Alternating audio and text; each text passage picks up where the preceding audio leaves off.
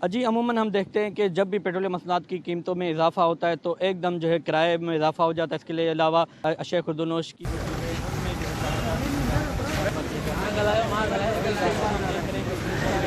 गर्मी वाक़ई हुई तो उसके बावजूद आवाम को जो है वो रिलीफ नहीं मिल सका है अब तक। पेट्रोलियम मसनूआत की कीमतों में कमी के बावजूद किरायों में भी अब तक इजाफा है। अभी तक उसमें कमी नहीं की गई। इसके अलावा अशिया खुर्दोनोश की बहुत सारी चीज़ें जो है उसी तरह ही महंगी हैं। आइए इस हवाले से सिंध असेंबली के अरकान असेंबली जो है उनसे बातचीत करते हैं कि उनका इस बारे में क्या कहना है, उनकी क्या राय है। देखिए जी, अल्लाह का शुक्र है, ईरान अमेरिका मुआहदा होने के बाद चीज़ें सस्ती हो रही हैं और इंशाअल्लाह ताला हमें उम्मीद है कि ये इसका नीचे भी जो अशिया खुर्दोनश है उसमें भी कमी होगी। और हम उम्मीद करते हैं कि पेट्रोल अभी 299 पर आ गया है, तो ये 200 रुपये तक आ जाएगा इंशाअल्लाह। बिल्कुल, अगर पेट्रोल की कीमतें कम हुई हैं तो लोगों को रिलीफ मिलना चाहिए, चाहे वो ट्रांसपोर्ट के किराए हों या रोज़मर्रा की जो भी चीज़ें हैं उनमें कमी आनी चाहिए।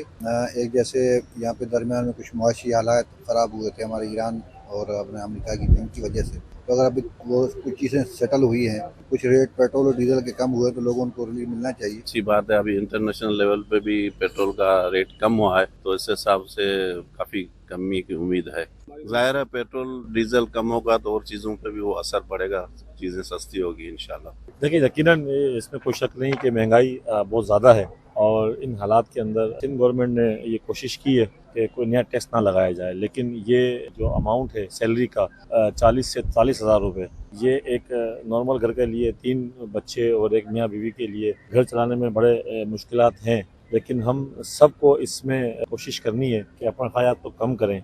जी सिंध असेंबली के अरकान असेंबली की आपने बातचीत सुनी। उनका कहना है कि आवाम को जो है रिलीफ मिलना चाहिए और उनका कहना है कि सिंध हुकूमत जो है इस हवाले से भी जो है कोशिशें करेगी। अलबत्ता हम देख रहे हैं कि अब तक जो है वो आवाम को रिलीफ नहीं मिल सका। कैमरा टीम के साथ जवाद अली, वश न्यूज़, कराची।